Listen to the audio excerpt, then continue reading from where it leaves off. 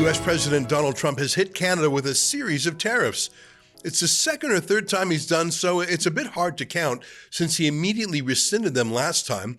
There's a chance that can happen this time too.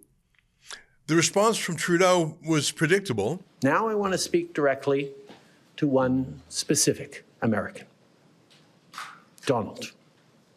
In the over 8 years you and I have worked together, we've done big things.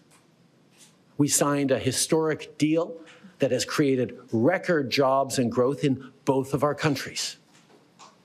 We've done big things together on the world stage, as Canada and the US have done together for decades, for generations.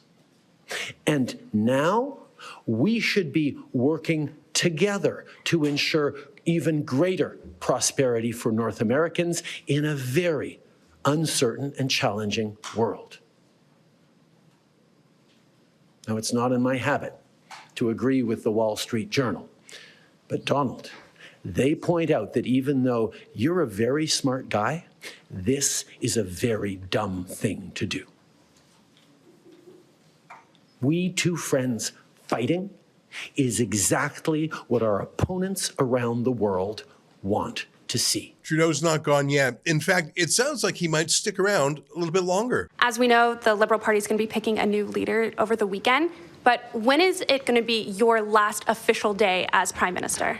That will be up to a conversation between the new leader and myself to figure out how long a transition is needed. It should happen reasonably quickly, but there's a lot of things to do in a transition like this. Chrystia Freeland has her response ads out too. Donald Trump's nickname for me is the killer, because the last time he tried to come after Canada, I was in charge and I won. I negotiated an even better free trade deal for Canada than the one we had before. I don't capitulate. I don't back down.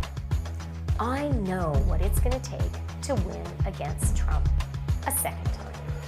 So join me. I've never heard of Donald Trump calling her that. He's called her other things, that's for sure, but I don't think he's called her that one. Here's Doug Ford's response. To support the federal government's efforts, Ontario will also launch its first round of retaliation.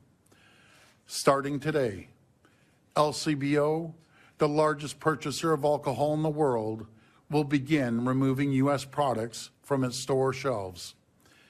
And as the exclusive wholesaler, American brands will no longer be available in LCBO catalog, meaning other retailers, bars, and restaurants in the province will no longer be able to restock U.S. products. This is an enormous hit to the American producers. Every year, the LCBO sells nearly $1 billion worth of U.S. wine, beer, cider, seltzers, and spirits, including more than 3,600 products from 35 states. As of today, every single one of these products is off the shelves. He's canceling rural internet too because it's being supplied by Elon Musk's company. As part of this government-wide procurement ban, we're going one step further. We're ripping up Ontario's contract with Starlink. It's done, it's gone. We won't award contracts to people who enable and encourage economic attacks on our province and our country. I'm not sure if that's legal. I bet Doug Ford will still have to pay for it even if he rips up the contract. But if he's bravely gonna commit people in rural Ontario to having no internet, to even get back at Trump, I guess that's that. By the way, I fully support people being asked to buy their own internet. I mean, Starlink is so cheap. I don't know why the government is getting involved in the first place.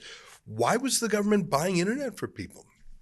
Here's Pierre Poilievre, who has made the political calculation that he can't let the Liberals outdo him. At 12:01 a.m., President Trump stabbed America's best friend in the back.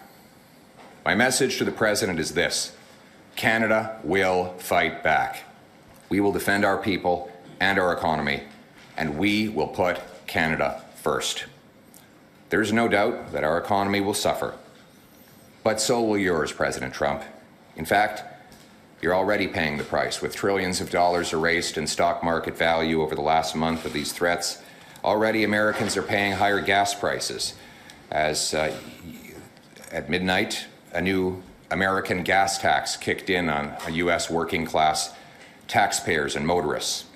Your workers will soon start losing jobs they had upgrading Canadian raw materials, which, by the way, you were getting at an incredible and ridiculous bargain. And your businesses will be selling fewer products to your closest neighbor. And that's only the beginning. While Canadians are slow to anger and quick to forgive, once provoked, we fight back.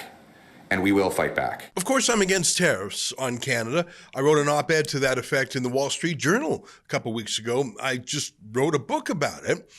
It's not in Canada's interest to be given import taxes for anything we sell to the States, but that's not going to convince the U.S. My book argues that it's not in America's interest to have these tariffs. It's not the America First move. Smacking around Justin Trudeau is great, but look, he's going to be gone in a few days. Smacking around Mark Carney and Chrystia Freeland will be great also, but they're not Canada. They're the worst of Canada, and they know it, and they're hiding from their own MPs and their own voters. They know they're that hated. Canada and the United States have had trade frictions before under both Republican and Democrat presidents, but I think it's different for a few reasons this time around. I think it's hitting us a bit differently this time because it is coupled with Donald Trump yanking Trudeau's chain, calling him Governor Trudeau and talking about making Canada the 51st state. That, I think, has changed tariffs from something about the economy to something more personal for a lot of Canadians. I get it. It's audacious, or even more than audacious. It's implying that Canadians should break their bonds of citizenship and national loyalty and join up with America. Now, Trump always says it with loving adjectives. I don't know if you noticed that. You'd be a cherished state, stuff like that. But it really is an astonishing proposition if you take it literally. I suppose it's akin to asking someone who is already married to divorce their spouse and marry you instead. It's more than just presumptuous, even if it's only a joke. I mean, let's use that analogy for a bit. If someone actually did come up to you and told you to divorce your spouse and marry them instead, and actually started to make a case for it, what would you say? By the way, here's Trump's case for it. Canada's been very bad to us on trade, but now Canada's going to have to start paying up. And Canada's been tough on the military because they have a very low military cost. They think we're going to, protect them with our military, which is unfair. So Canada's going to be a very interesting situation because, we just don't need their product.